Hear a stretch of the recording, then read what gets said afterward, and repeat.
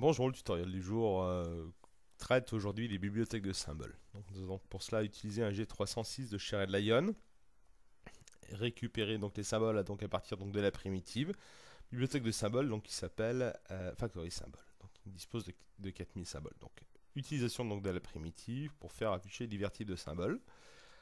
Donc dans ces bibliothèques de 4000 symboles, nous allons donc venir choisir ce qui correspond en fait à notre besoin pour pouvoir créer une supervision. Donc, divers types de symboles sont disponibles. Et entre autres, nous allons donc arrêter notre dévolu sur un camion. Alors, à partir de ce camion-là et à partir de ce symbole-là, on s'aperçoit que cette bibliothèque donne aussi la faculté et la possibilité de pouvoir manipuler un petit peu dans tous les sens, donc en termes de symétrie, horizontale, verticale, aussi bien qu'en termes de ce qui peut être rotation de zoom, hein, pour pouvoir donner vraiment des attributs très très très très précis à la supervision que nous allons pouvoir créer par la suite.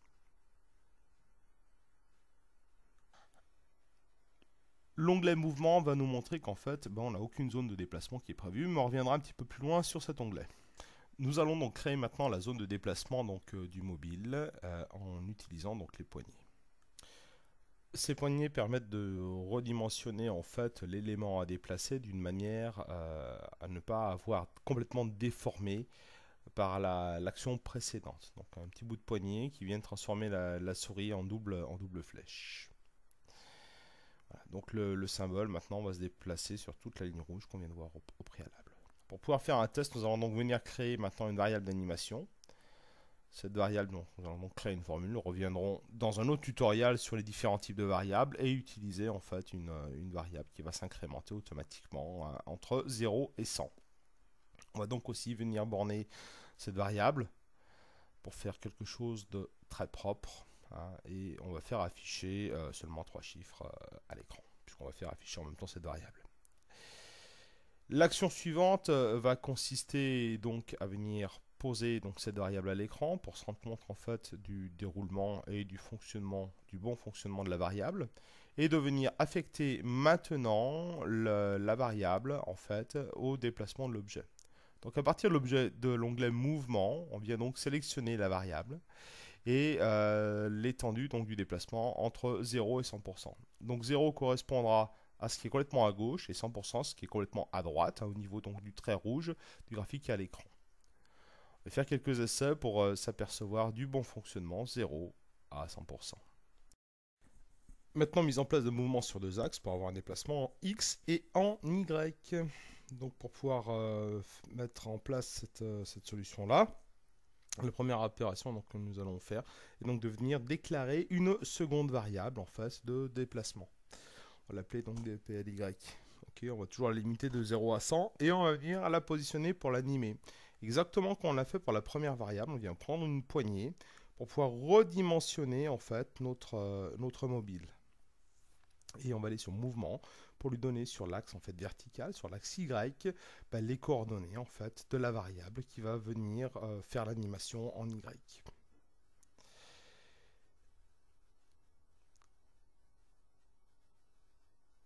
Voilà, au niveau des essais. Et bien donc nous aurons bien un déplacement qui assure en X et en Y. Ok, pour pouvoir avoir un meilleur rendu de tout ça, on vient rajouter donc des échelles. Voilà.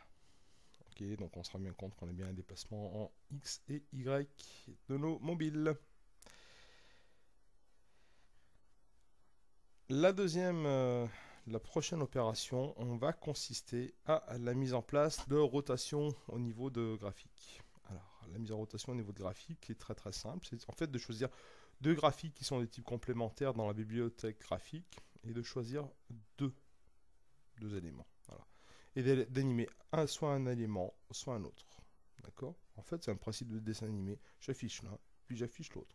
Donc j'ai donc choisi en fait en deux roues qui sont avec un décalage de l'un par rapport à l'autre pour donner une illusion de rotation. Et j'utilise donc une variable en fait, qui est une variable de rafraîchissement de l'écran, qui tourne donc en permanence, qui est un coup pair, un coup impair, un coup pair, un coup impair, qui va donc me permettre de faire la rotation de cet élément. C'est discount, la variable, entre nous. On l'a fait afficher par la même occasion qu'on va faire tourner notre élément. Donc les essais, voilà.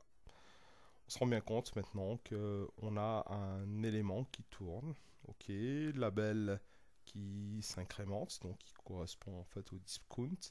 Et ce discount correspond aussi au mouvement du camion. Donc on a déjà plusieurs objets qui sont capables d'être animés en même temps sur le même écran. La prochaine opération que nous allons mettre en place, en fait, c'est une animation sur plusieurs objets en même temps. Donc on va créer plus ou moins un chenillard. On va prendre différents LED de différentes couleurs, toujours à partir de la bibliothèque graphique.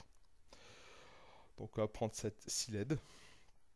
D'accord. Et ces 6 LED, en fait, on va les appeler les unes derrière les autres. Une fois de plus, en utilisant la variable d'animation discount. Donc c'est exactement le même principe qu'un dessin animé. Choisir une image, puis l'autre. Et ainsi de suite. Donc voilà encore l'essai de ce que ça peut donner. Voilà. Donc on a maintenant tout qui tourne, tout qui bouge en même temps. Et on va venir superposer donc les objets, les hommes par rapport aux autres. Donc on va repartir sur notre LED que nous avons donc déjà redimensionné. Et si on la pose comme ça, donc au niveau de notre écran, on s'aperçoit qu'ici on a un gros carré noir. D'accord. On va venir supprimer ce carré noir qui était vraiment au centre de la LED pour lui dire qu'en fait on a un fond qui est transparent. Et ce fond va venir complètement se noyer au milieu donc de cette roue dentée. Ce qui donne réellement un effet de LED complètement incorporé à l'intérieur de cette roue.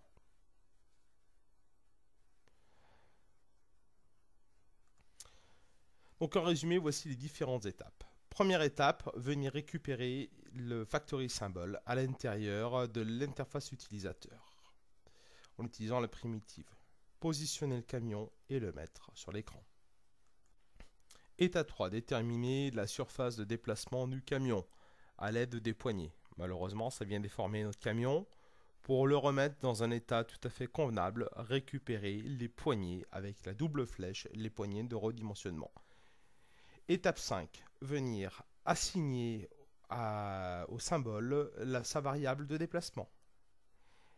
Étape 6, lancer l'animation. Je vous remercie pour votre attention et je vous souhaite de passer une bonne journée. À très bientôt. Au revoir.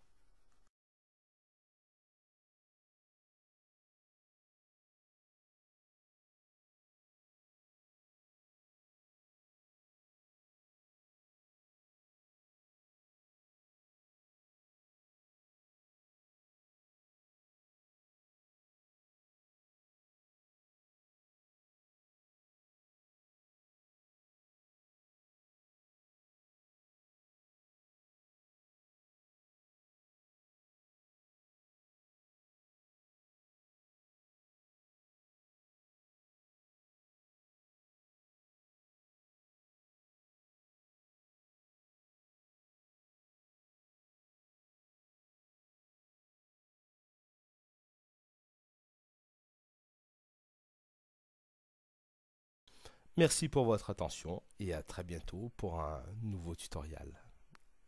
Au revoir.